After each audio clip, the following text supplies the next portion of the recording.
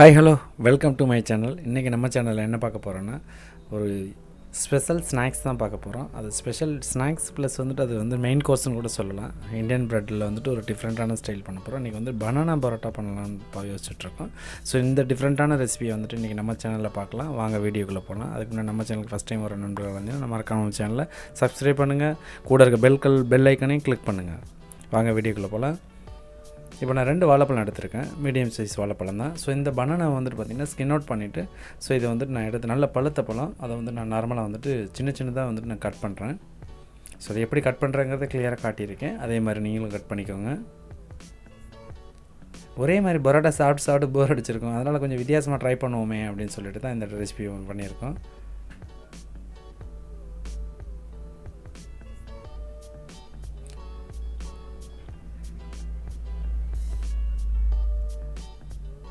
So நான் சொன்ன மாதிரி 2 வாழைப்பழத்தையுமே நான் வந்துட்டு பார்த்திங்கன்னா இந்த மாதிரி சின்னதாக கட் பண்ணி ஒரு பவுலில் எடுத்துக்கிறேன்.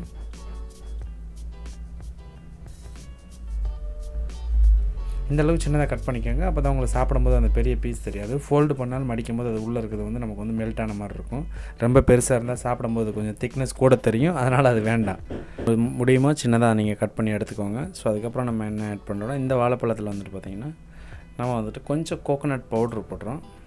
அது தேங்காய் துருவல் இருந்தால் போட்டுக்கலாம். நம்ம இங்கே வந்துட்டு வெளிநாட்டுகள்லாம் இதெல்லாம் அதிகமாக ஃப்ரெஷ்ஷு கிடச்சி நம்ம அதை க்ளீன் பண்ணி திருகி போடுறதுக்கெலாம் இங்கே உள்ள சூழ்நிலைகள் அப்படி கிடையாது. அதனால் நான் பவுடர் ஆட் பண்ணேன். அது போக வந்துட்டு பார்த்திங்கன்னா சீனி போட்டிருக்கேன். சீனி ஒரு 2 ஸ்பூன் போட்டிருக்கேன். ஏன்னா ஸ்வீட் பரோட்டாங்கிறதுனால கொஞ்சம் ஸ்வீட்டாக இருந்தால் தான் நல்லாயிருக்கும். அதனால் நான் ஸ்வீட் போட்டிருக்கேன். ஸோ இதுக்கப்புறம் வந்துட்டு இதில் என்னென்னா வழக்கம் போல் கொஞ்சமாக ஏலக்காய் ஒரு 2 ஏலக்காய் பவுட்ரு பண்ணி நான் இதில் ஆட் பண்ணியிருக்கேன். ஏன்னா ஏலக்காய் ஃப்ளேவர் இருந்தால் தான் அது ரொம்ப நல்லாயிருக்கும் அந்த சாப்பிடும்போது. ஸோ இதை வந்துட்டு பார்த்திங்கன்னா ஒரு ஸ்பூனோ இல்லை ஃபோர்க் ஏதாவது ஒன்று எடுத்துகிட்டு வந்துட்டு பார்த்திங்கன்னா நம்ம அதை மிக்ஸ் பண்ண போகிறோம். அதுக்கு முன்னாடி என்னென்னு கேட்டிங்கன்னா இதில் வந்துட்டு நம்ம இந்த ட்ரை ஃப்ரூட்ஸ் வந்துட்டு பார்த்திங்கன்னா ஒரு 5-6 பீஸ் வந்துட்டு திராட்சை போடுறோம். அது இல்லாமல் நம்ம வந்துட்டு ஒரு 5-6 பீஸ் வந்துட்டு முந்திரியும் போட்டுக்கிறோம். அது போட்டதுக்கப்புறம் வந்து பார்த்திங்கன்னா அதில் ஒரு 2 எக்கு போட்டுக்கலாம். ஸோ இதில் ஒரு 2 முட்டை சேர்க்கலாம். எதுக்கு சேர்க்கணும் அப்படின்னா முட்டையும் வந்துட்டு முட்டை சீனி இதெல்லாம் போட்டு சாப்பிடும்போது இன்னும் ரொம்ப நல்லாயிருக்கும். இன்னொரு ரெசிபி வித்தியாசமானது ஒரு மலேசியா பரோட்டான்னு சொல்லுவாங்க. அது வந்து நான் இன்னொரு வீடியோவில் நான் பண்ணுறேன் தனியாக. ஸோ இதை வந்து இந்த ஸ்வீட் பரோட்டா கூட வந்து எக் ஆட் பண்ண எப்படி இருக்குங்கிறத நீங்கள் பார்க்க போகிறோம். வாங்க. இதில் நான் 2 முட்டை உடைச்சிருக்கேன். ஸோ இப்போ ஒன்று உடைச்சாச்சு. இன்னொரு முட்டையை நான் உடைக்கிறேன். அதையும் உடைச்சி அதுக்கப்புறம் வந்துட்டு ஒரு ஃபோர்க் எடுத்து நல்லா மிக்ஸ் பண்ணிக்கோங்க.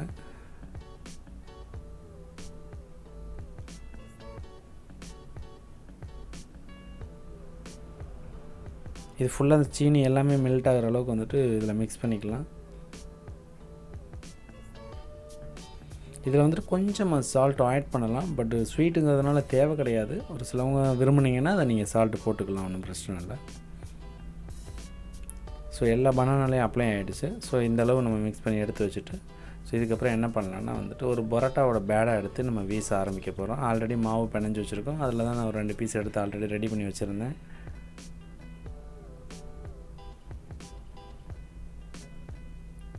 ஸோ இப்போ இந்த பரோட்டா வந்து நம்ம வீசலாம். ஃபஸ்ட்டில் இந்த மாதிரி எடுத்து வச்சுட்டு நல்லா ஆயிலை தடவிக்கோங்க.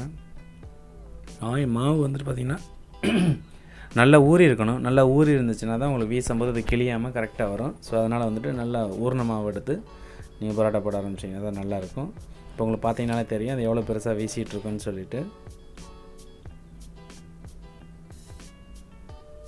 எவ்வளோ அகலம் வீசும் உங்களுக்கு எவ்வளோ வருதோ அவ்வளோ வீசுங்க, ஒன்றும் பிரச்சனை கிடையாது. ஸோ இதை அப்படியே எடுத்து தோசைக்கல் மேலே போட்டுட்டு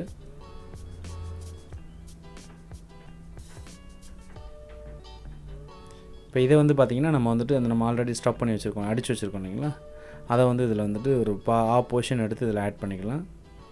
ஏன்னா ஸ்வீட்டுங்கிறதுனால ரொம்ப இருந்தாலும் சாப்பிட முடியாது. அதனால் வந்துட்டு நான் இதை வந்துட்டு நான் 2ஆக டிவைட் பண்ணி நான் பண்ணியிருக்கேன். நீங்கள் ஸ்வீட் விரும்பி சாப்பிட்றவங்களா இருந்தீங்கன்னா ஒரே பரோட்டாவில் இதை ஃபுல்லுமே போட்டுக்கலாம். பட் நம்ம அதிகமாக ஸ்வீட் விரும்புறது கிடையாது. அதனால் வந்துட்டு நான் 2 பீஸ்க்கு நான் எடுத்து வச்சுருக்கேன். ஒரு பீஸ் போட்டு இன்னொரு பீஸ் அப்புறமா நான் போட்டுக்கிறேன். ஸோ அதுக்கப்புறம் ஆயில் இல்லை கீ எதுனாலும் ஆட் பண்ணிக்கலாம். அவங்கள்ட்ட என்ன ஆப்ஷனல் என்ன இருக்கோ அதை போட்டுட்டு ஸோ அதை வந்து நம்ம திருப்பி விட்டுக்கலாம். இதை வந்து இந்த மாதிரி ஃபோல்டு பண்ணணும். இதை வந்து நான் இதை ட்ரையாங்கிள் ஷேக்கில் தான் நான் பண்ணுறேன், ஷேஃபில். ஸோ இந்த ஷேப் வந்ததுக்கப்புறம் இந்த பக்கமும் லைட்டாக மேலே ஆயிலில் கீ அதை ஆட் பண்ணிவிட்டு ஸோ அதுக்கப்புறம் வந்துட்டு நம்ம இதை உள்ட்டா திருப்பி விட்டுடலாம். அது ஒன் சைடு வந்து நல்லா குக் ஆகிடுச்சு. உங்களுக்கு நான் அதை க்ளோஸ்அப்பில் காட்டுறேன் பாருங்கள். நீங்கள் பார்த்தீங்கன்னாலே தெரியும் அது எந்த அளவுக்கு வெந்திருக்குன்னு சொல்லிட்டு. அந்த கலர் பார்த்தாலே தெரியும் உங்களுக்கு அந்த ஃபினிஷிங் எப்படி வந்திருக்குன்னு சொல்லிட்டு. உண்மையிலேயே ரொம்ப நல்லாயிருக்கும். வீட்டில் ட்ரை பண்ணி பாருங்கள். குழந்தைங்கள்லாம் ரொம்ப விரும்பி சாப்பிடுவாங்க. ரெண்டாவது வந்து பார்த்திங்கன்னா பரோட்டா வந்து எனக்கு தெரிஞ்சு அதிகபட்சம் எடுத்துக்க வேண்டியது கிடையாது. வீக்லி ஒன்ஸு சாப்பிட்லாம், ஒன்றும் பிரச்சனை கிடையாது. ஆனால் சாப்பிடும்போது பரோட்டா வந்து எப்போவுமே சூடாக சாப்பிட்டு பழகுங்க. அப்போ தான் டைஜஸ்ட் ஆகிறது ரொம்ப ஈஸியாக இருக்கும் உடம்புக்கு. ஸோ நம்ம 2 சைடும் திருப்பியாச்சு. இதை இவ்வளோ அருமையாக வந்துட்டு நம்ம குக் பண்ணி எடுத்துருக்கோன்னு பாருங்கள். குக் பண்ணி எடுத்துருக்கோம். ஸோ இதை நீங்கள் வீட்டில் ட்ரை பண்ணி பாருங்கள். ஸோ இந்த வீடியோ உங்களுக்கு பிடிச்சிருந்துச்சின்னா மறக்காமல் நம்ம வீடியோக்கு ஒரு லைக் பண்ணுங்கள், உங்கள் நண்பர்களுக்கு ஷேர் பண்ணுங்கள். ஸோ மறக்காமல் நம்ம சேனலை சப்ஸ்கிரைப் பண்ணி வைங்க. இந்த மாதிரி புது புது ரெசிபியோடு நம்மளோட சேனலில் டெய்லி ஒரு வீடியோ வந்துக்கிட்டு தான் இருக்கும். ஸோ உங்களோட நோட்டிஃபிகேஷன் அந்த சப்ஸ்கிரைப் பட்டன் பண்ணி வச்சிங்கன்னா நம்மளோட சேனலில் போடுற ஒவ்வொரு வீடியோவும் உங்களோட மொபைலில் வந்து டிங் டாங்னு பெல்லோட வந்து நோட்டிஃபிகேஷன் நிற்கும். மறக்காமல் பண்ணி வைங்க. ஸோ இந்த ரெசிபி பிடிச்சிருந்துச்சின்னா நீங்கள் சமைச்சு சாப்பிடாட்டியும் உங்களோட நண்பர்களுக்கு ஷேர் பண்ணுங்கள். கண்டிப்பாக அவங்களாவது சமைச்சு பார்த்துட்டு அவங்களோட ஃபீட்பேக்கை சொல்லட்டும். தேங்க்ஸ் ஃபார் வாட்சிங். Bye bye. நன்றி, வணக்கம்.